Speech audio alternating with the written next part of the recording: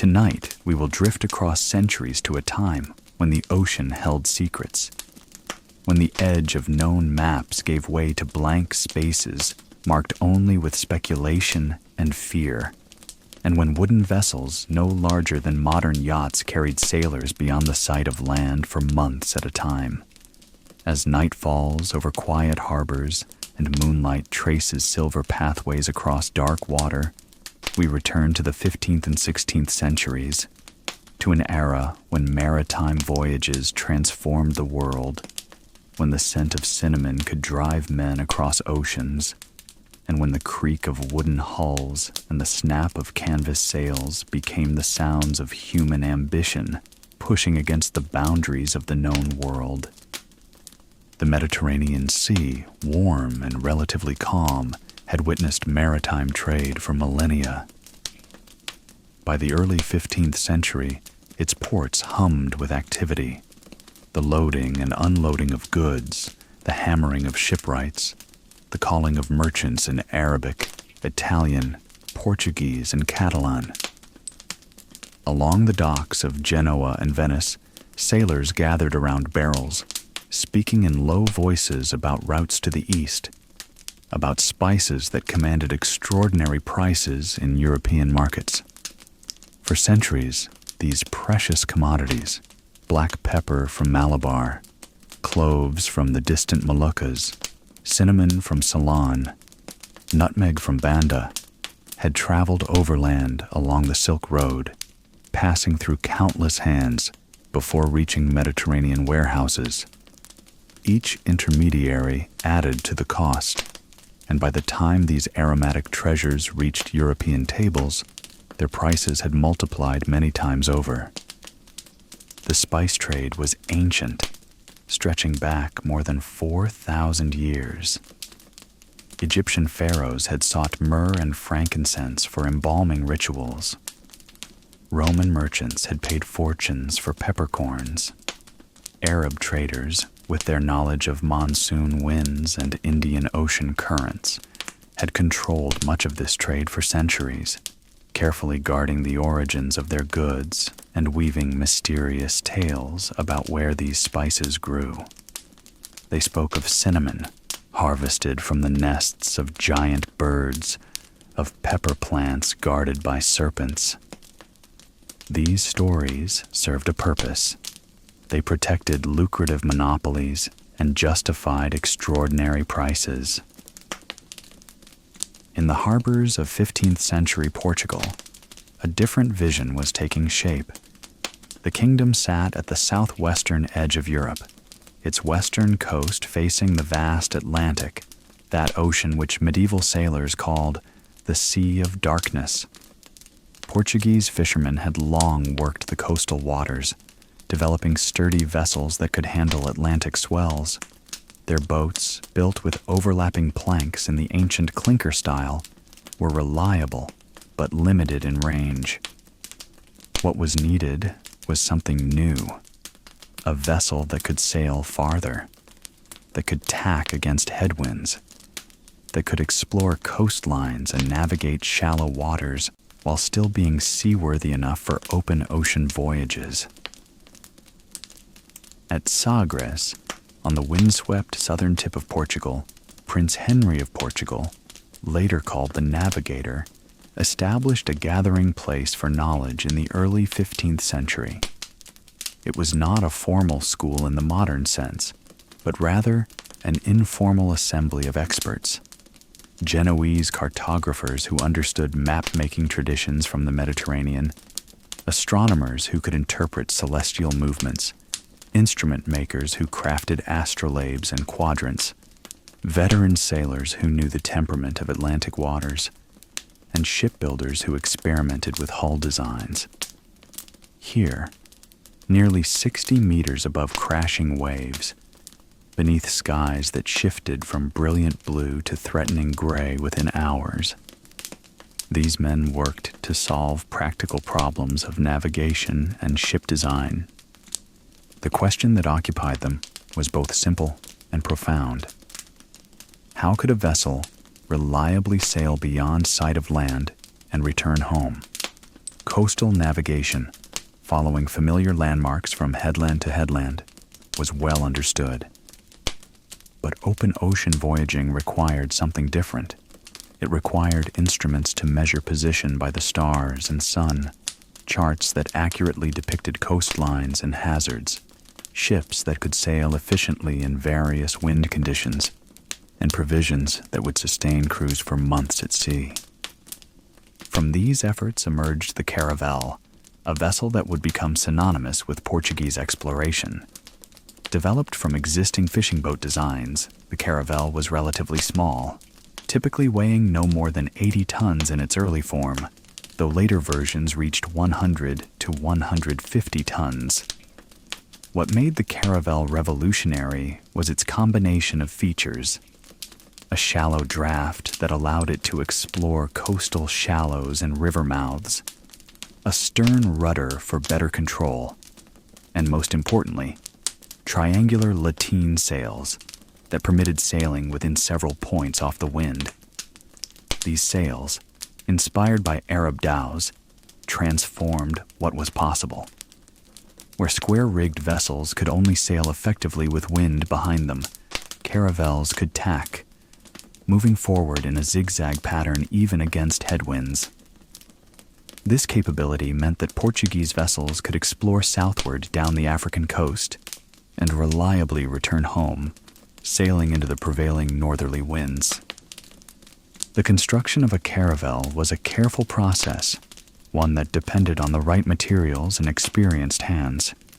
The keel, the spine of the vessel, was laid first, typically fashioned from sturdy oak timbers, scarfed together end to end with precisely cut joints.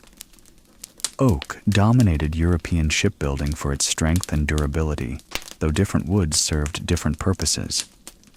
Pine and fir, with their straight grain and flexibility, were preferred for masts and spars. The caravel construction method, which had gradually spread from the Mediterranean northward during the Middle Ages, involved attaching planks edge to edge to a pre-built frame, creating a smooth hull surface. This contrasted with the older clinker method where planks overlapped. The caravel technique allowed larger, more rigid vessels capable of carrying heavier loads and enduring the stresses of ocean waves.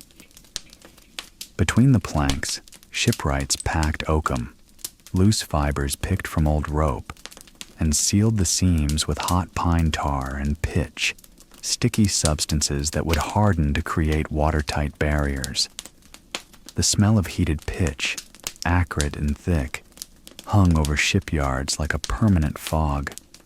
Workers smeared these substances across hull timbers with brushes, the black mixture glistening in sunlight. This process, called caulking, required regular maintenance. On long voyages, when a ship's seams began to weep seawater, sailors would recalk sections as best they could with whatever materials were available.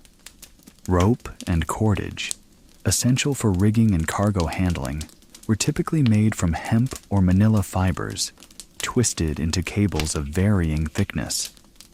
The largest cables, thick as a man's arm, secured anchors. Thinner lines controlled sails.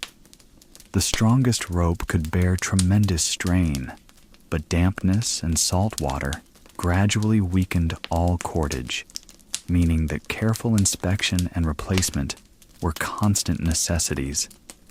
To protect ropes from moisture and decay, sailors treated them with tar or wax, adding another layer to the complex smells of a working ship. By the mid-15th century, Portuguese vessels were pushing steadily southward along the west coast of Africa. Year by year, expedition by expedition, they mapped coastlines that no European had seen in living memory. In 1445, Portuguese sailors reached the Senegal River and Cape Verde Peninsula. In 1456, they explored the Cape Verde Islands. These weren't dramatic single voyages, but rather a systematic, incremental process, what some historians describe as advancing roughly 1 degree of latitude per year. Each expedition brought back knowledge, where fresh water could be found, which wines prevailed at different latitudes, what coastal features might serve as landmarks, how currents flowed. The men who sailed these missions faced environments that shifted dramatically as they moved south. The familiar coastlines of Portugal and Morocco gave way to the Sahara's edge, where desert sand met Atlantic waters, and wind could carry fine dust far out to sea, coating ships and skin with grit. Further south, beyond Cape Boyador, a psychological barrier that sailors had long feared, the coast turned green. Tropical forests reached nearly to the water's edge, their canopy a dense tangle of vegetation that released humid, plant-scented air. River mouths became wider and more frequent, staining the ocean brown with sediment. These coastlines were not empty. Portuguese sailors encountered peoples and kingdoms with their own long histories, their own trade networks, their own political complexities. Some interactions were peaceful, exchanges of goods, awkward communications through gestures and the few words that could be learned. Other encounters were hostile, marked by suspicion and violence. The Portuguese were entering existing worlds, not discovering empty wilderness, though European accounts often overlooked or minimized this reality. Navigation during this era depended on instruments that seem remarkably simple by modern standards, yet required considerable skill to use effectively. The mariner's astrolabe, adapted from astronomical versions used by scholars, was essentially a circular disc of brass or bronze, typically about 25 centimeters in radius, though some were smaller. The navigator would hang the astrolabe by a ring at its top, allowing gravity to establish a vertical reference. By sighting through two small holes on a rotating bar, the alidade, he could measure the angle between the horizon and a celestial body, usually the sun at noon or Polaris at night. This measurement, combined with astronomical tables that listed the sun's declination for each day of the year, allowed calculation of latitude, how far north or south of the equator the ship had traveled. Using an astrolabe on the deck of a moving ship was challenging work. Ocean swells caused the instrument to swing unpredictably. Wind caught the disc like a sail. Salt spray coated the brass surface. For these reasons, navigators often preferred to take readings on land when possible, rowing ashore to a stable spot where measurements could be made more accurately. At sea, two men sometimes worked together, one holding the instrument steady and sighting the celestial body, the other reading the angle from the graduated scale. The nautical quadrant offered an alternative, also based on measuring celestial altitudes. Shaped like a quarter circle, it featured a plumb line that hung vertically, allowing the navigator to read the angle where the line crossed graduated markings. Like the astrolabe, the quadrant struggled with the motion of ships, and viewing the sun directly through its sights was uncomfortable and potentially dangerous to vision. Later in the 16th century, the cross staff became more common. This instrument resembled a Christian cross, a long central staff with a sliding crossbar called a transom. The navigator held the staff up to his eye like a bow and arrow, adjusting the transom's position until its top edge aligned with the celestial body and its bottom edge aligned with the horizon. Where the transom rested on the staff indicated the angle. The challenge with the cross staff was that the navigator had to focus on two things simultaneously: the horizon and the sun or star, which was nearly impossible, especially when trying to sight faint stars. These instruments could determine latitude with reasonable accuracy when conditions allowed, but longitude remained elusive. Without accurate clocks, which wouldn't be developed until the 18th century, determining how far east or west a ship had traveled was largely a matter of dead reckoning, estimating speed, noting compass direction, accounting for currents and drift, and making educated guesses. This limitation meant that navigators could know they were at the same latitude as their destination, but couldn't be certain how far they had yet to travel along that parallel. Complementing these instruments were nautical charts, particularly the Portolan charts that had been developed in the Mediterranean during the 13th and 14th centuries. These were hand-drawn on vellum, stretched and treated animal skin, using inks that ranged from black and red to occasional blues and greens. What made Portolan charts distinctive were their networks of straight lines radiating from compass roses scattered across the chart's surface, typically in 32 directions corresponding to compass points.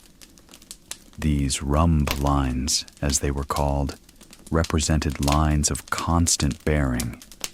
A navigator could use dividers to measure distance along the chart's scale, then follow one of these bearing lines to plot a course from one port to another.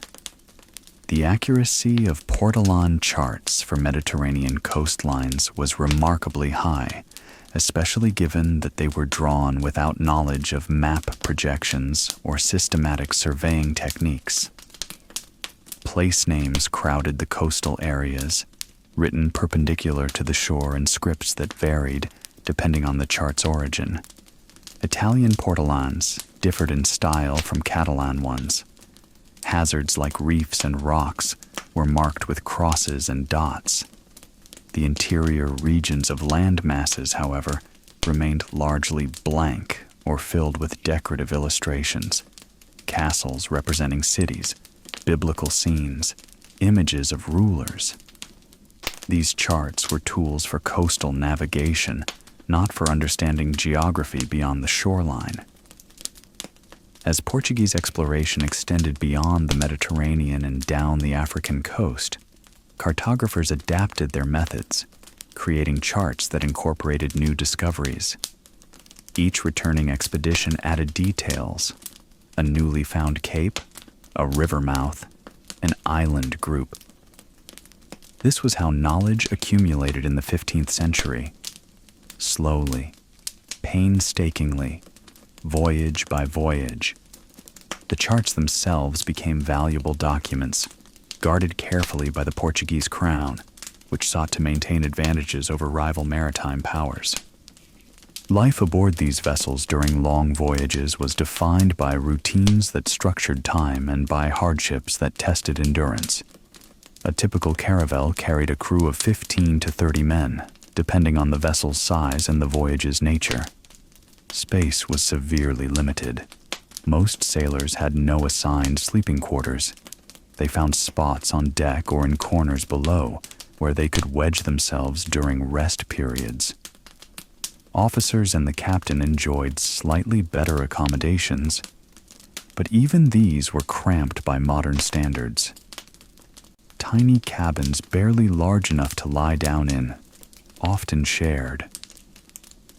The ship's day was organized around watches, with crew members taking turns at various duties, managing sails, steering, keeping lookout, maintaining the ship, preparing food. Time was marked by a sand glass, turned regularly to track the hours. The ship's bell rang to signal watch changes and important events. At sea, far from land, beyond sight of any reference point except the circling sun and wheeling stars, time could feel both eternal and strangely compressed. Days blending together in a monotony of routine punctuated by moments of intense labor when weather changed or when land was spotted. Food and water dominated much of the crew's thoughts. Ships carried provisions that could last for months without spoiling, but this meant a diet severely limited in variety and nutrition. The foundation was ship's biscuit, also called hardtack, large, unleavened biscuits baked from coarse wheat flour and water, with no salt or yeast added. These biscuits were baked until completely hard, dry enough to keep for years if stored away from moisture. They were also nearly hard enough to break teeth. Sailors often softened them by dunking them in water, wine, or whatever liquid was available, or they broke them into pieces to add to stews. The biscuits had another characteristic. They became infested with weevils and other insects during storage. Opening a biscuit might reveal tunnels bored through its substance, sometimes still occupied by pale larvae. Sailors developed different approaches to this problem. Some ate the biscuits in darkness so they couldn't see what they were consuming. Others tapped the biscuits against hard surfaces to knock out the larger insects before eating. The added protein was unwanted but unavoidable. Meat came in the form of salt pork and salt beef, packed in barrels with enough salt to preserve it for months. The salting process drew moisture from the meat, making it rock hard and intensely salty. Before cooking, the meat had to be soaked in water, often seawater, to draw out some of the salt, though it never became what anyone would call tender or flavorful. Boiled in large pots, this meat formed the basis of hot meals, combined with dried peas, which were another staple. Peas pudding, a thick porridge made from dried peas sometimes mixed with bits of meat. Butter, when available, appeared regularly in sailors' bowls. Fish, both salt cod and other preserved varieties, provided another protein source, though it shared the same issues of excessive saltiness and toughness as the preserved meat. Cheese, when carried, was hard and aged. Butter, stored in casks, became rancid within weeks in warm climates. Oatmeal served for breakfast porridge. To wash this down, sailors received a daily ration of beer, not the strong modern variety, but a weaker version, safer to drink than water, which quickly became stagnant and foul in wooden casks. When beer ran out, as it inevitably did on longer voyages, wine took its place, or eventually just water, regardless of its quality. Officers and gentlemen aboard might have access to better rations and their own supplies of wine or spirits, but ordinary sailors subsisted on basic provisions. The daily caloric intake from these rations was actually substantial, often more than most people ate on land at the time. The problem wasn't quantity, but quality. This diet lacked fresh fruits, vegetables, and other sources of vitamin C. After a month or more of such fare, signs of scurvy began to appear among the crew. Scurvy emerged insidiously. The first symptom was often just fatigue, a bone-deep weariness that made every task more difficult. Sailors attributed this to the hardships of sea life itself, not recognizing it as the beginning of disease. Then came other signs: gums that became spongy and began to bleed, teeth that loosened in their sockets, old wounds that reopened, joints that swelled and ached. Small hemorrhages appeared under the skin, creating bruises with no apparent cause. In advanced cases, hemorrhaging occurred internally. Some sailors developed what was called calenture, a delirium in which they believed the ocean was green fields and tried to walk out onto it, stepping overboard to their deaths. The underlying cause, vitamin C deficiency, wouldn't be understood until much later. Without vitamin C, the body cannot produce collagen properly, the protein that holds tissues together. As existing collagen breaks down and cannot be replaced, everything begins to fail. Blood vessels leak, connective tissue weakens, wounds cannot heal. If untreated, scurvy kills, and it killed sailors in staggering numbers. On longer voyages, 50% mortality from scurvy was not unusual. Some expeditions lost more men to scurvy than to storms, combat, and all other causes combined. The irony is that the cure was simple and had been known in various forms for centuries. Fresh fruits, particularly citrus, fresh vegetables, and even certain fresh meats contained enough vitamin C to prevent and reverse scurvy.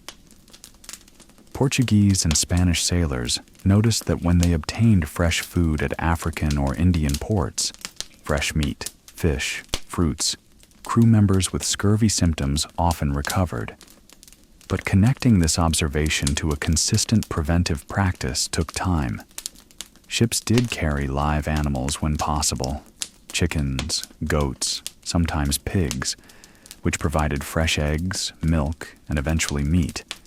But these animals took up precious space, required feeding and care, and didn't survive long voyages well. Some expeditions tried other approaches, planting gardens at island stops to create sources of fresh food for future voyages, or preserving vegetables in various ways. Beyond nutrition, sailors faced other hazards. The work itself was dangerous.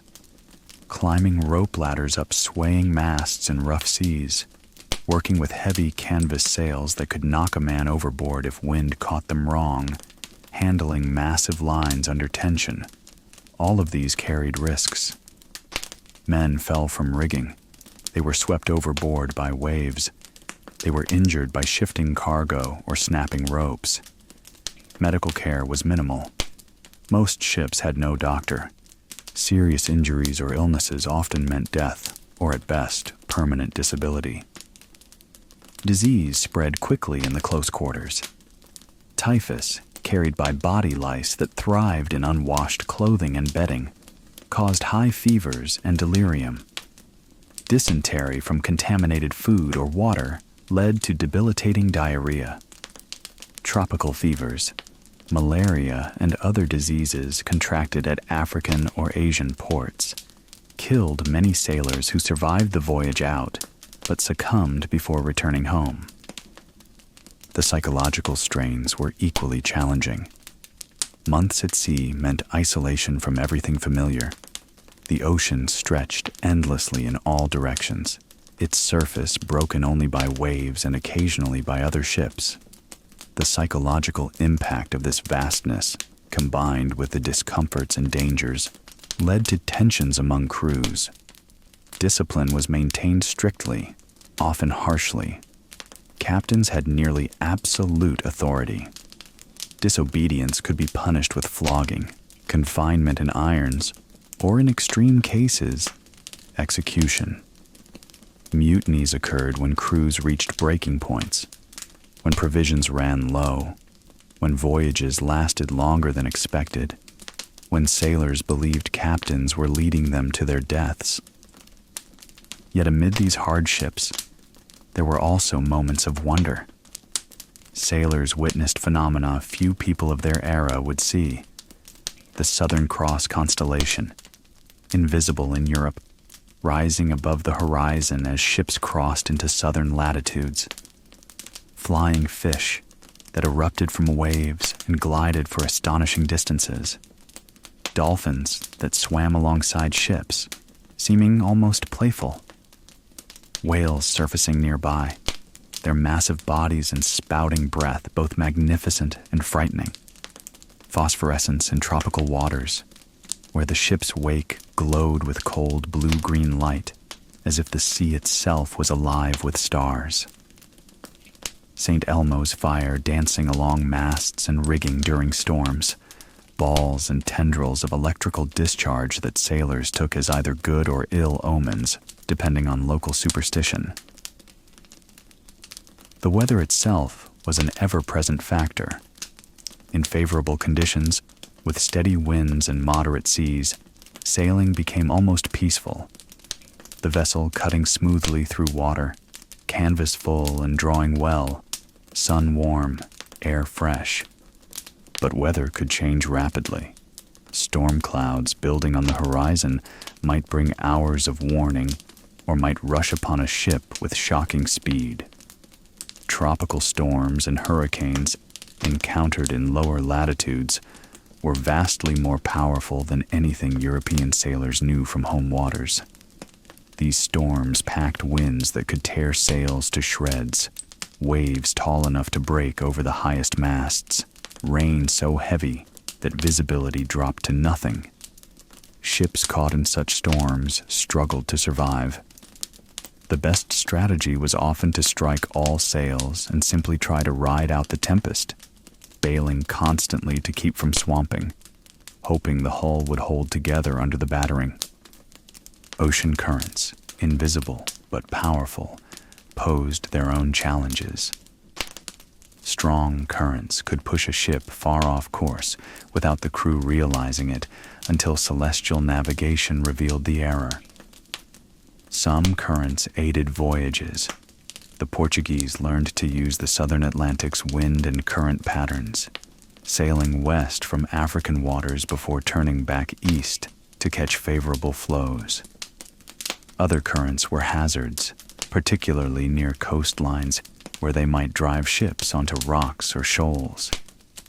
In November 1497, a Portuguese fleet of 4 ships under the command of Vasco da Gama rounded the southern tip of Africa, sailing past what Bartolomeu Dias had named the Cape of Good Hope a decade earlier.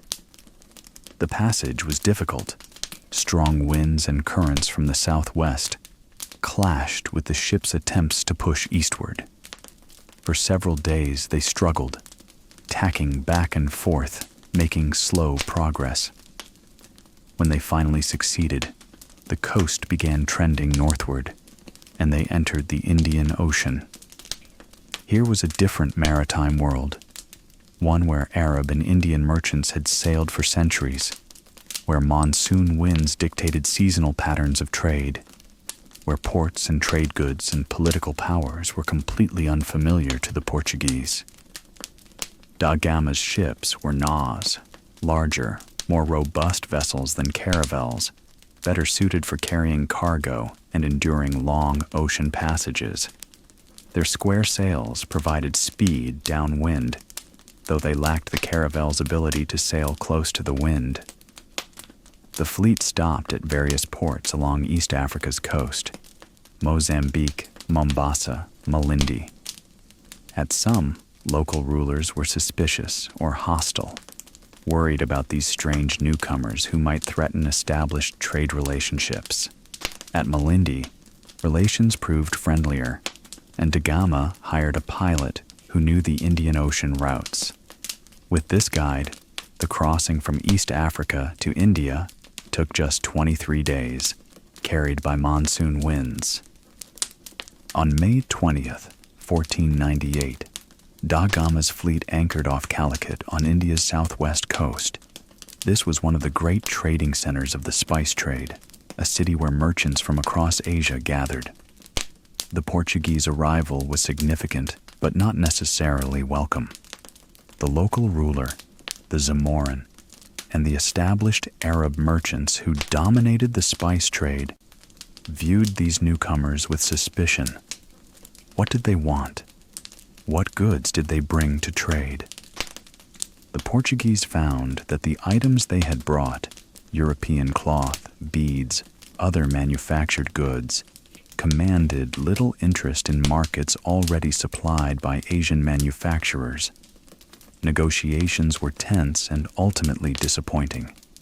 Da Gama did acquire some spices, enough to demonstrate that the route was viable. But this first voyage was more about proving the passage existed than about establishing immediate trade dominance. The return voyage tested the crew severely. Crossing the Indian Ocean back to Africa took much longer without favorable monsoon winds. Over 3 months of open ocean sailing, during which supplies dwindled and scurvy ravaged the crew.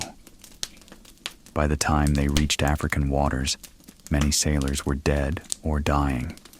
The expedition that had left Portugal with about 170 men returned with less than half that number. Yet the voyage was deemed a success. The sea route to India was open. Portuguese vessels could now sail directly to the source of spices, bypassing Ottoman and Venetian intermediaries. The implications were profound and unfolded over the following decades. Portugal moved quickly to establish a network of fortified trading posts, feitorias, along key points of the route, in East Africa, along India's coasts, eventually in Southeast Asia and beyond. These weren't colonies in the sense of large territorial conquests and settlement, but rather strategic strongpoints that controlled trade routes and allowed the Portuguese crown to extract profits. Merchants were forced to trade through these Portuguese posts, paying fees and customs. Ships carrying spices to the Red Sea or Persian Gulf routes were intercepted, their cargoes seized or redirected to Portuguese channels. The economic impact on Europe was substantial.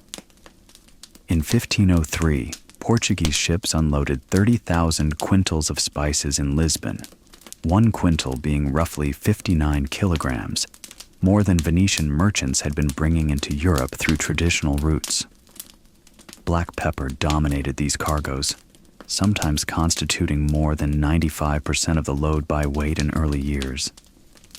The Portuguese crown declared pepper a royal monopoly, meaning all pepper had to be purchased through royal agents at set prices. The markup was enormous. Pepper purchased in India for 6 cruzados per quintal sold in Lisbon for 22 or more, yielding profit margins of several 100%, even after accounting for losses to storms, spoilage, and other hazards. Other spices followed different patterns. Cloves and nutmeg came from much farther east. The Moluccas, a chain of volcanic islands in what is now Indonesia, and the Banda Islands. These spices grew nowhere else on Earth, making them even more valuable. Cinnamon came primarily from Ceylon, modern Sri Lanka. Ginger could be sourced from various regions. Portuguese traders competed and negotiated with Asian merchants and political powers to gain access to these goods, sometimes peacefully through trade agreements, sometimes through force. The city of Lisbon itself was transformed by this trade. Already a significant port before the age of exploration, it became one of Europe's great trading centers in the 16th century, with a population approaching 100,000 inhabitants. The waterfront bustled with activity, ships arriving with Asian cargoes, their holds releasing aromatic clouds of spices when opened. Warehouses stored the goods temporarily before redistribution. Foreign merchants, Germans, Flemish, Italians, established offices in the city, negotiating for supplies. The Casa de India, the royal warehouse and administrative center for the India trade, became the hub through which Asian wealth flowed into Portugal. Across the Iberian Peninsula, Seville served a parallel role for Spanish overseas ventures. Situated on the Guadalquivir River, the only major navigable river in Spain, Seville marked the furthest inland point that large ships could reach. From Seville, Spanish expeditions departed westward across the Atlantic, and to Seville, they returned with cargoes from the Americas. By the mid-16th century, Seville's population reached approximately 120,000, making it one of Europe's largest cities. The city's architecture reflected its wealth. New palaces for successful merchants, expanded churches, infrastructure improvements to handle the volume of trade. Yet these cities, despite their size and wealth, never became centers of industrial development in the way that later Northern European cities would. The question historians have grappled with is why. Why did Portugal and Spain, first to establish global maritime empires, not experience the same economic transformation that later occurred in the Netherlands and England. The explanations are complex and contested, involving factors like how colonial wealth was spent on royal courts and military ventures rather than productive investments, the role of agricultural economies that didn't develop strong manufacturing sectors, political systems that concentrated wealth rather than distributing it widely, and many other elements. These questions extend beyond the scope of maritime voyages themselves, but underscore that the consequences of exploration were multifaceted and not always predictable. Meanwhile, in 1519, a Portuguese navigator named Ferdinand Magellan, sailing in service to Spain after disagreements with the Portuguese crown, departed from Seville with 5 ships and approximately 270 men. His goal was to reach the Spice Islands by sailing westward across the Atlantic, finding a passage through or around the American continents and crossing the Pacific Ocean to Asia. This was an audacious plan. The Americas, still referred to by many Europeans as the Indies or the New World, blocked the western route.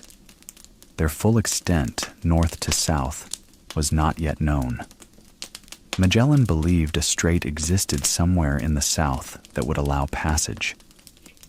The fleet made the Atlantic crossing to South America, then explored southward along the coast, searching for the passage.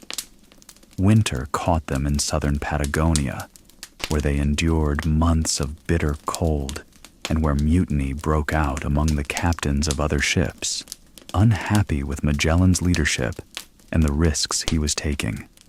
Magellan suppressed the mutiny harshly. One ship was lost on a reef, another deserted and returned to Spain. When weather improved, Magellan continued the search, and finally, in October 1520, found the strait, a winding, narrow passage through the southern tip of South America, bordered by high cliffs and subject to fierce winds and currents. The passage took 38 days to navigate, a slow, careful transit during which crews saw fires on the southern shore, indigenous peoples' campfires, and named the region Tierra del Fuego, Land of Fire. Emerging into the ocean beyond on November 28, 1520, with the fleet now reduced to 3 ships, Magellan named this ocean Pacific because they encountered relatively calm conditions. This was fortunate and misleading. The Pacific can be tremendously violent. For the next 3 months, they sailed across this ocean, seeing almost no land except a few barren atolls. The crossing took far longer than anticipated. Provisions ran desperately low. Sailors resorted to eating sawdust, leather from rigging, and rats. Scurvy devastated the crew.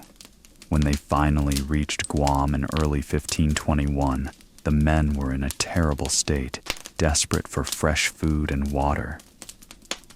From Guam, the fleet continued to the Philippines, where Magellan involved himself in local politics and conflicts, decisions that led to his death in a battle on the island of Mactan in April 1521. Command passed to other officers. The expedition continued, eventually reaching the Moluccas, where they loaded cloves and other spices. Now the question became how to return. They attempted to sail one ship back across the Pacific toward the Americas, but this failed. The remaining ship, the Victoria, under Juan Sebastian Elcano's command, took the western route, across the Indian Ocean, around Africa's Cape of Good Hope, and up the Atlantic to Spain. This was Portuguese territory, Portuguese waters, and the risk of capture was high. They avoided Portuguese ports, sailing directly to Spain, and arrived in September 1522, 3 years after departure. Of the original 5 ships and 270 men, only 1 ship and 18 men completed the journey. The spices they brought back were valuable enough to cover the expedition's costs, but the true significance was geographical. They had proven the Pacific Ocean existed and demonstrated its vast size, far larger than anyone had imagined. They had shown that the Americas were indeed a separate continent, not part of Asia. And they had completed the first circumnavigation of the globe, an achievement that transformed human understanding of the planet's scale and nature. While Portuguese and Spanish expeditions pushed into the Indian and Pacific Oceans, other ventures headed west across the Atlantic. Christopher Columbus, a Genoese navigator sailing for Spain, had made his first crossing in 1492 with 3 ships: the Santa Maria, a nao, or large merchant vessel, and 2 smaller caravels, the Nina and the Pinta. Columbus believed he could reach Asia by sailing west, a plan based on underestimates of Earth's circumference. He calculated the distance from the Canary Islands to Japan as approximately 3,700 kilometers, when the actual distance is more than 19,000 kilometers. This massive error meant that reaching Asia by the western route would have been impossible with the provisions and water capacity of 15th century ships. Fortune favored Columbus in an unexpected way. There was land where his calculations suggested Asia should be, the Americas, unknown to European geographers. On October 12, 1492, after more than a month crossing the Atlantic, the expedition sighted land, probably an island in the Bahamas, which Columbus named San Salvador.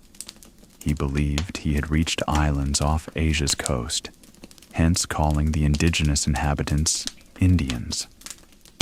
The expedition explored several islands in the Caribbean, encountering the Taino people and other indigenous groups, noting their customs, their agriculture, their lack of metal weapons.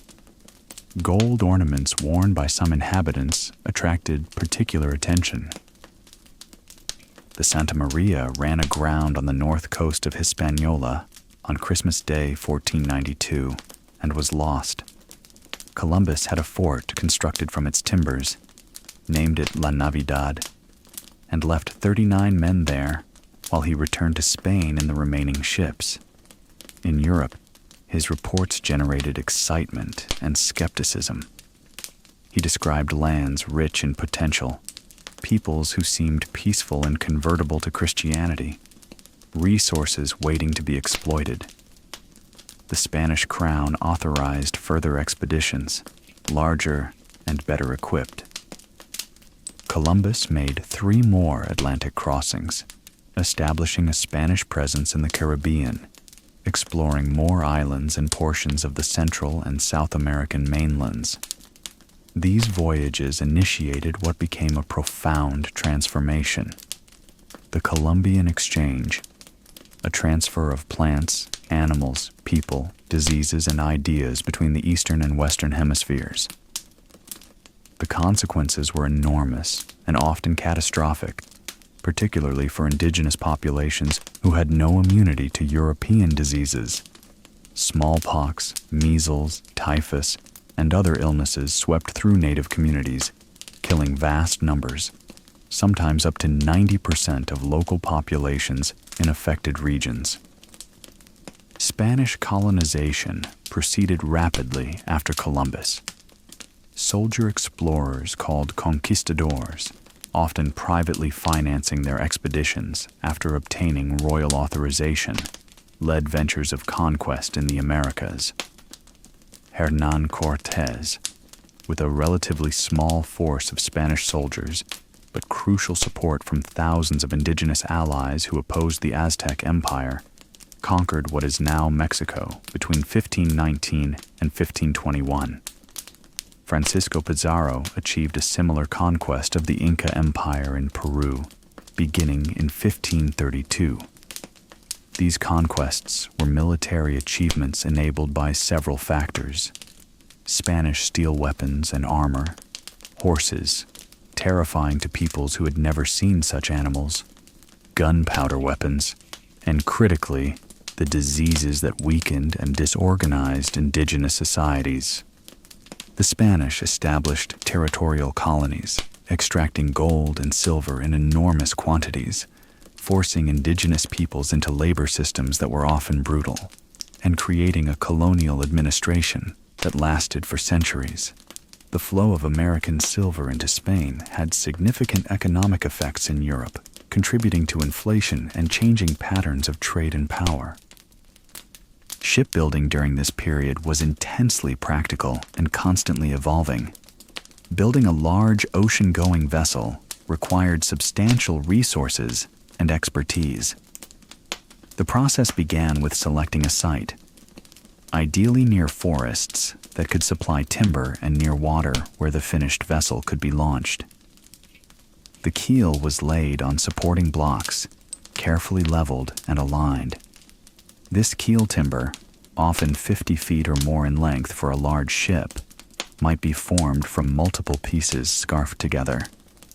The scarfing joints, where two timbers overlapped and were secured with iron bolts, had to be precisely cut so that the joint was as strong as the continuous timber. Once the keel was secure, the stem and stern post were attached, the rising curve of timber at the bow that would cut through water, and the straight or slightly curved timber at the stern. These were massive timbers, shaped to their curves while still fresh cut when wood was more workable. Inside the stem, a lighter false stem or apron was fitted, reinforcing the structure. Then came the frames, the ribs of the ship that would define its hull shape. These were not single pieces, but rather assemblies of multiple timbers called futtocks, scarfed and bolted together to form each rib from keel to upper deck. The frames were erected in sequence along the keel, each carefully shaped to the desired hull curve. Ribbons, long, flexible strips of wood, were temporarily fastened along the frames to check that they formed fair, smooth curves with no bumps or hollows that would disrupt water flow. Shipwrights would sight along these ribbons, looking for any irregularities, making adjustments as needed. Only after the frame was complete did planking begin. Planks were sawn to length and thickness, typically several inches thick for hull planking, and bent to conform to the hull's curves. This bending was accomplished by steaming or heating the planks, making the wood temporarily flexible. As each plank was fitted into place, it was secured to the frames with iron nails or wooden tree nails, pegs driven through holes drilled through plank and frame. The edge of each plank had to meet the edge of the plank below it precisely, forming a tight joint. Between planks, oakum was forced into the seam using caulking irons, chisel-like tools struck with mallets to drive the fiber deep into the gap. Then hot tar or pitch was poured over the seam, sealing it. This caulking process was crucial. Even small leaks would accumulate, and a ship at sea takes water from many sources. Waves breaking over the bow, spray driven by wind, seepage through hull seams. Pumps removed water from the bilge constantly during voyages. A well-built, properly caulked ship might take only a few inches of water per day in calm conditions, manageable with periodic pumping. A poorly built or maintained ship could founder. Masts were another critical element. The main mast of a large ship might be 90 feet tall, tapering from perhaps 30 inches diameter at the base to much less at the top. Single trees large enough for such masts were increasingly rare in Europe by the 16th century. Tall, straight pines or firs were preferred, but forests of suitable trees were valuable resources, often protected or reserved for royal use. When single trees weren't available, Masts were built up from multiple timbers, scarfed together, and bound with iron bands, or wrapped with smaller timbers, creating composite masts that could bear the tremendous loads. Rigging? The complex web of ropes and cables that supported masts and controlled sails was its own specialized craft. Standing rigging, which held masts in place, consisted of heavy cables called stays and shrouds, secured to the hull with chain plates and deadeyes, disc-shaped blocks with holes through which ropes were threaded to create tensioning systems. This rigging had to be strong enough to hold masts upright against the tremendous forces generated by sails full of wind. Running rigging, which raised and lowered sails and adjusted their positions, comprised hundreds of individual lines, each with a specific purpose and name. An experienced sailor knew each line by sight and feel, could find the right rope in darkness or in the chaos of a storm. Sails themselves were sewn from canvas, linen or hemp fabric woven in heavy weights. Making sails for a large ship required hundreds of yards of cloth, cut into panels and stitched together with reinforced seams. The edges of sails were strengthened with extra layers of canvas and with rope sewn into hems, a technique called roping the sail. Grommets, reinforced holes, were worked into corners and along edges where ropes would attach. Large sails might take several sailmakers weeks to complete. The labor force for shipbuilding was substantial.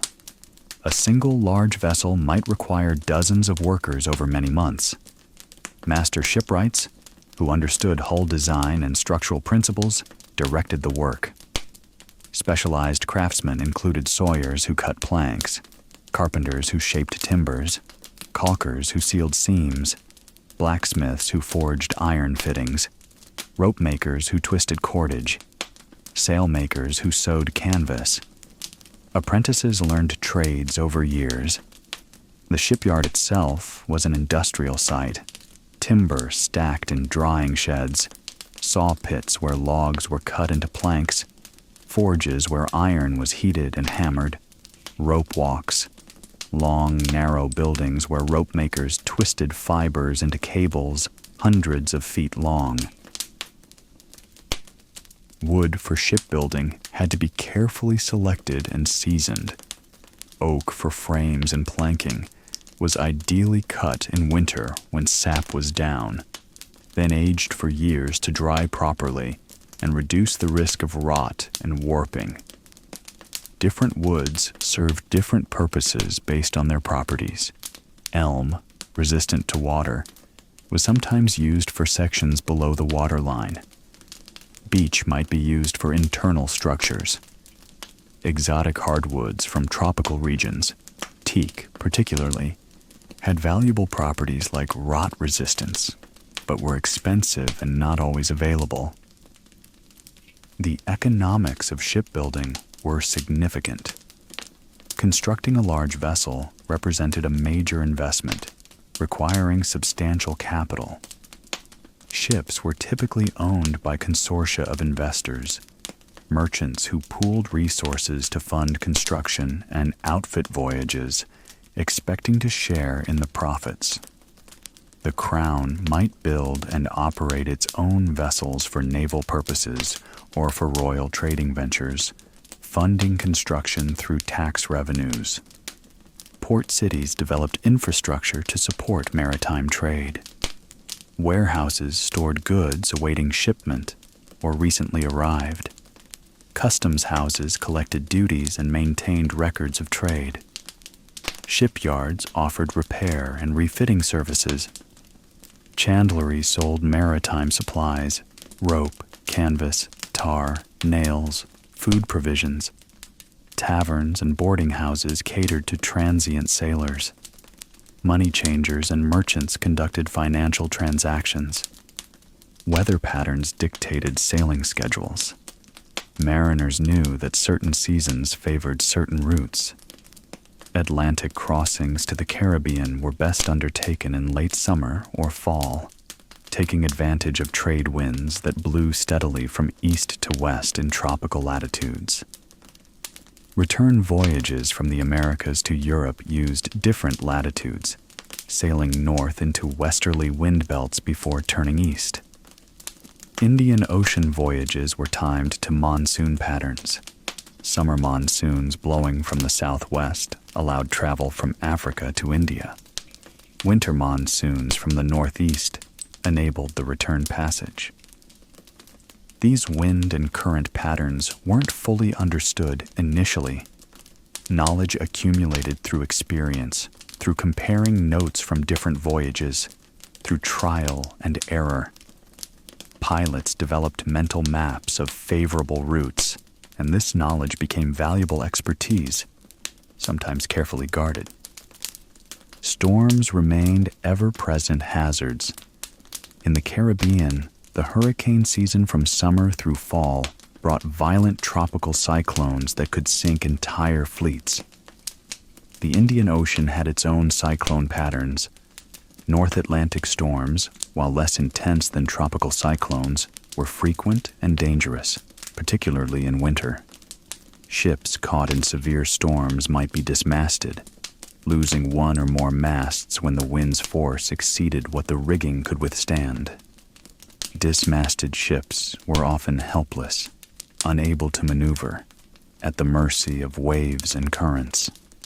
Some managed to jury-rig temporary masts and limped to port.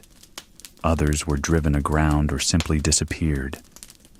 Shoals and reefs were equally dangerous, especially near coastlines or in island-studded regions like the Caribbean or Indonesia. Ships ran aground on uncharted obstacles, holding their hulls on coral or rocks. Sometimes they could be refloated during high tide, sometimes not. Wrecks in shallow water might be salvaged, their cargoes and fittings recovered. Wrecks in deep water were simply lost, adding to the steady attrition of vessels that characterized this era. Piracy was another risk. Wealthy ships returning from Asia or the Americas were tempting targets. Pirates operated in various regions: in the Caribbean, off the coasts of Africa, in Southeast Asian waters. Some were freelance criminals. Others were privateers, operating with commissions from rival nations that authorized them to attack enemy shipping. The line between piracy and legitimate naval warfare was often blurred. Ships sometimes traveled in convoys for mutual protection, armed merchant vessels sailing together, ready to defend against attack. Larger ships carried cannons, bronze or iron guns mounted on wooden carriages, capable of firing round shot that could hole an enemy hull or chain shot that could destroy rigging. Naval combat was brutal and chaotic, ships maneuvering to achieve advantageous positions, gunfire at close range producing devastating results. The social world aboard ships reflected European society's hierarchies, but also created its own distinct culture. The captain held absolute authority, his word law. Officers, pilot, master, boatswain, held intermediate ranks, directing specific aspects of ship operations. Ordinary sailors formed the lowest tier, working under orders, subject to discipline, living in the harshest conditions. Yet competence and experience mattered. An able sailor who could handle a ship in difficult conditions, who knew navigation or who possessed other valuable skills, might rise through ranks. Sailors came from diverse backgrounds. Some were career seamen, men who had gone to sea young and known no other life. Others turned to maritime work from economic necessity, seeking wages when other employment failed. Some were adventurers, drawn by prospects of wealth or glory. Each ship's crew might include men from different regions, speaking different languages or dialects, following different customs. Cultural exchanges occurred at every port. Sailors encountered peoples and practices completely foreign to their experience. Some learned local languages, at least basic trading vocabulary. Some formed relationships with women in foreign ports, creating mixed communities in places where European ships regularly called. Some converted to different religions, sometimes voluntarily, sometimes under duress. The movement of people, not just goods, was a significant consequence of maritime expansion. Religion permeated these voyages. Most expeditions included priests or missionaries charged with conducting services aboard ship and with evangelizing indigenous peoples encountered. Religious motivations, spreading Christianity, combating Islam, were cited alongside economic incentives as justifications for exploration. The reality was more complex. Religious conviction was genuine for many individuals, but it coexisted with desires for wealth, power, and prestige. These motivations reinforced each other. Astronomical knowledge, essential for navigation, created interesting intersections between medieval and emerging modern world views. Navigation required precise calculations based on celestial observations, yet these calculations coexisted with beliefs in astrology and omens. Pilots consulted astronomical tables that predicted positions of stars and planets, using mathematics developed by Arab and Jewish scholars. They also interpreted unusual celestial events, comets, eclipses, unusual cloud formations, as signs. The night sky itself was different at sea, particularly in southern latitudes where European sailors had rarely ventured. New constellations became visible, most famously the Southern Cross, which could not be seen from European latitudes. Polaris, the North Star that European navigators had relied upon for centuries, sank toward the horizon as ships sailed south, becoming useless for latitude determination in the southern hemisphere. Sailors had to learn different celestial reference points, other methods of navigation. The experience of crossing the equator, entering the southern hemisphere for the first time, was marked by rituals aboard many ships, ceremonies that mixed mock trials and initiations, perhaps serving psychological purposes in helping crews adjust to unfamiliar environments. These traditions varied between fleets and nationalities, but shared common elements of acknowledging the crossing of a significant boundary. The sheer scale of ocean spaces affected consciousness in ways difficult to fully articulate. Week after week, with no sight of land, nothing but water to every horizon, changed how sailors perceived space and time. The ocean wasn't featureless. Waves varied in size and rhythm. Colors shifted from blue to gray to green depending on depth and light. Marine life appeared and disappeared, but it lacked the fixed reference points of terrestrial existence. No landmarks, no roads, no visible boundaries, just endless water. The ship's wooden world, a tiny island of human presence in vast emptiness. At night, far from any terrestrial light sources, the stars were overwhelmingly bright. The Milky Way a dense band of light across the sky, planets clearly visible as wandering lights distinct from fixed stars. The moon's phases took on immediate importance, affecting visibility and tides. Sunrise and sunset, unobstructed by terrain or buildings, were often spectacular. Skies streaked with reds and oranges and purples, clouds illuminated from below, light paths glittering across wave surfaces. These daily cycles became more vivid, more significant than they seemed on land. Sound at sea differed from terrestrial soundscapes. The constant wash and gurgle of water moving past the hull, the creak of timbers flexing with the ship's motion, the snap and rustle of sails, the groaning of rigging under tension. These formed a continuous background. In storms, wind shrieked through rigging. Waves crashed against the hull with impacts that shook the entire structure. Rain drummed on canvas and wood. In calm conditions, the sounds grew quieter, but never entirely ceased. True silence didn't exist aboard a working ship. Smells were equally distinctive. The ever-present salt tang of sea air, sometimes clean and fresh, sometimes tinged with seaweed or fish. The tar-coating hull and rigging released its acrid scent, particularly when sun-warmed. Below decks, the bilge, the lowest part of the hull where water collected, gave off a stagnant, unpleasant odor despite regular pumping. Human sweat and unwashed bodies in close quarters contributed their own component. When cooking fires were lit, smoke and the smells of whatever was being boiled, salt meat, peas, drifted through the ship. The overall effect was a complex mixture, one that sailors became accustomed to, but that struck newcomers and passengers powerfully. Touch, texture were constant concerns. Rough rope abraded hands. Splinters were endemic.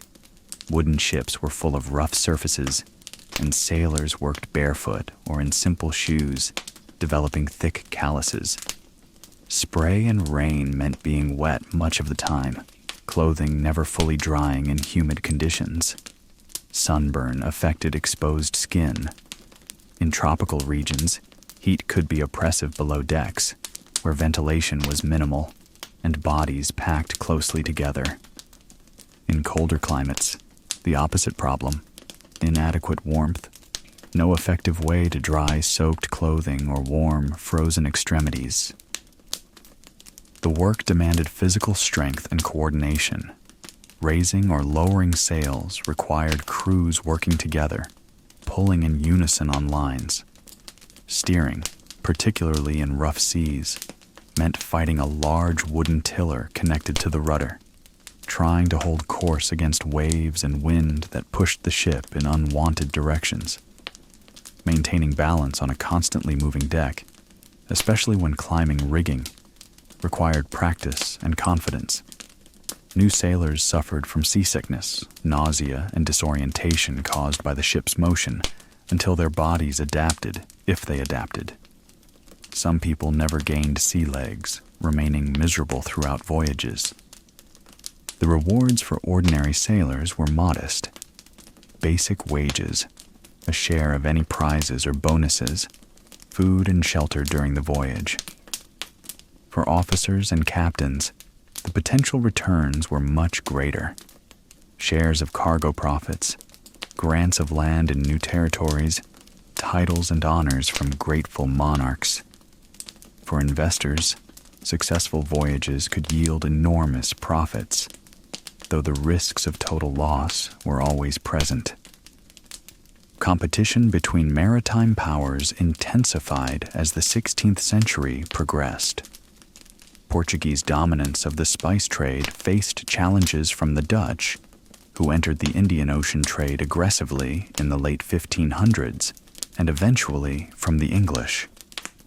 These newcomers built on Portuguese and Spanish experiences, learning from earlier expeditions' successes and failures, developing their own trade networks and colonial outposts.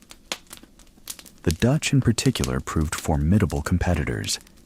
Dutch shipbuilding evolved to create efficient, economical vessels, fluits, designed specifically for cargo carrying, with innovative hull shapes that maximized cargo space while minimizing crew requirements. Dutch merchants organized into joint stock companies that pooled investment capital and spread risks across multiple voyages. The Dutch East India Company, founded in 1600, became one of the most powerful commercial enterprises of its era. English maritime expansion followed similar patterns, with the English East India Company chartered also in 1600, focused initially on trade with India and Southeast Asia. English ships explored northern routes, searching for passages to Asia via the Arctic, the Northwest Passage north of America, the Northeast Passage north of Russia. These routes proved impractical with the technology of the time, defeated by ice and extreme cold. But the attempts added to geographical knowledge and maritime experience. French expeditions, later to enter the exploration race, focused initially on North American waters, exploring the St. Lawrence River region and establishing settlements that would become the basis for French colonial claims. Each European power developed its own colonial style, its own approach to trade and settlement, but all shared the fundamental maritime technologies and navigational methods that had evolved during the 15th and 16th centuries. The environmental impacts of this maritime expansion were already becoming apparent by the late 16th century. Forests near ports and shipbuilding centers were being depleted, cut to supply timber for vessels and barrels and other maritime needs. European plants and animals, intentionally and accidentally introduced to new environments, began transforming ecosystems in the Americas, Africa, and Asia. Diseases spread in multiple directions, though the impact on indigenous peoples in the Americas was particularly severe and well documented. Cultural impacts were equally profound. European maps gradually incorporated new geographical knowledge, though the process was slow and uneven. Each expedition added details: a newly discovered coastline, an island group, depth soundings for a harbor.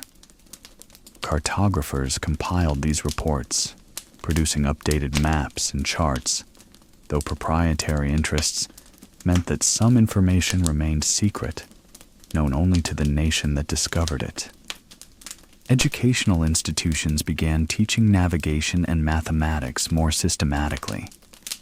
The informal gatherings of experts that had characterized early Portuguese efforts evolved into more structured training programs. Port cities established navigation schools where aspiring pilots could learn celestial navigation, chart reading, and ship handling. Instrument makers refined their products based on feedback from navigators, gradually improving accuracy and reliability. Publishing played a crucial role in disseminating knowledge. Printed books on navigation, astronomy, and geography made information more widely available than manuscripts ever could. The printing press, itself a relatively recent innovation, accelerated the sharing of knowledge across Europe. Navigation manuals, often called regimentos in Portuguese sources, provided tables and instructions for determining latitude from solar or stellar observations. These manuals were practical documents, not theoretical treatises, focused on providing working navigators with the tools they needed. Scientific thought was beginning its slow evolution from medieval frameworks toward what would become modern science. The detailed observations required for navigation, recording latitudes, noting magnetic compass variations, documenting winds and currents, contributed to this shift. Navigators were systematically collecting data, comparing observations, looking for patterns. This empirical approach, learning from direct observation rather than relying solely on ancient authorities, was a characteristic of emerging scientific method. Magnetic compass declination, the difference between magnetic north and true north, was gradually recognized as a variable phenomenon that changed with location and time. Early navigators had assumed the compass pointed directly to the pole. Systematic observations revealed this was not so. The magnetic pole was not precisely at the geographic pole, and the exact deviation varied. Accounting for this declination became an important refinement in navigation. Maritime charts evolved to incorporate more information. Depth soundings, where possible, were marked. Hazards were noted with increasing precision. Coastal features that served as useful landmarks were illustrated or described. Some charts included information about tides, which varied significantly between regions and affected navigation in coastal waters and estuaries. The concept of map projections, mathematical methods for representing the curved surface of Earth on flat maps, gradually developed. The most influential was the Mercator projection, published in 1569, which allowed navigators to plot courses as straight lines on the map, a tremendous practical advantage. However, this projection distorted sizes, especially at high latitudes, making polar regions appear vastly larger than they actually were. Understanding the properties and limitations of different projections became part of sophisticated navigation. As we drift toward the end of this night of historical contemplation, it is essential to pause and reflect upon what the maritime age of discovery left in its wake. The centuries that followed those first great transoceanic voyages were marked by transformations profound and consequential. Some celebrated, others still waited today with remorse and injustice. The maritime routes that Portuguese, Spanish, Dutch, and English explorers established, traced with astrolabes and ambition, connected continents that had never before touched in such a lasting, transformative way. The world became smaller in one sense, yet incalculably larger in another. Knowledge accumulated, map after map, report after report, each expedition adding detail to humanity's understanding of the Earth. Plants and animals crossed oceans. Sugarcane arrived in the Caribbean and the Americas. The potato, descended from Andean highlands, would feed European populations for centuries to come. Maize, tomatoes, chocolate, all those elements that now seem native to European and Asian kitchens were utterly unknown before this convergence of worlds. And with these gifts came losses that can scarcely be calculated. Diseases that European bodies carried, smallpox, measles, typhus, devastated indigenous populations lacking immunity. Entire villages vanished. Complex civilizations were dismantled. Millennial cultures interrupted. Slavery on a massive scale began, with 10 million Africans torn from their homes and transported for forced labor across the Atlantic to the Americas. This shadow upon the age of exploration is undeniable and remains upon our modern conscience. Yet, history, as ever, is complex and multifaceted. European expansion opened trade routes that transformed global economies. Port cities flourished. Scientific knowledge advanced. Educational institutions were established. Navigational techniques were refined and shared across borders. The maritime technologies that emerged from this era, improvements to the compass, developments in cartography, astronomical calculations refined, formed the foundation for centuries of subsequent exploration and understanding. And those men aboard the vessels, the navigators, the sailors, the carpenters and cooks and night watchmen, left a legacy not merely of geographic discovery, but of persevering courage in the face of the unknown.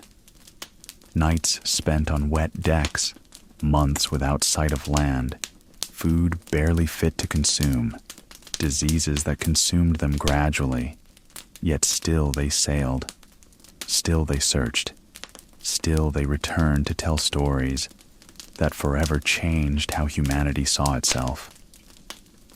The oceans that had seemed impenetrable, filled with imagined monsters and terrors, gradually became comprehensible pathways. The darkness of unexplored maps transformed into knowledge. The water that terrified became the road. Though the price was high, often paid by those who did not choose to pay it, this maritime period opened possibilities that define our world still. Consider, if you wish, the nights those navigators spent gazing at the same stars you see now, though from different latitudes. Imagine the sound of waves against wooden hulls, the rhythmic sway of ships in darkness, the confidence required to proceed when the horizon promised only mystery.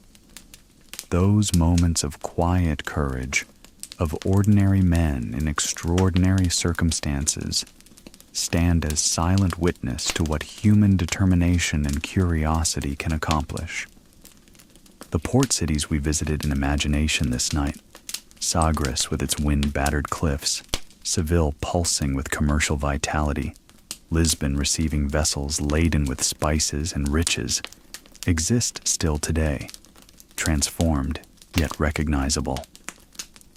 Ships are no longer driven by linen sails, nor do navigators need to creep along horizons afraid of the unknown.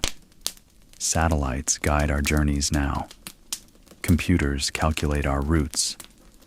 Radio connects us instantaneously to the world. Yet the oceans still hold their secrets. Depths remain unexplored. Currents remain enigmatic. Calms still seem almost magical beneath moonlight.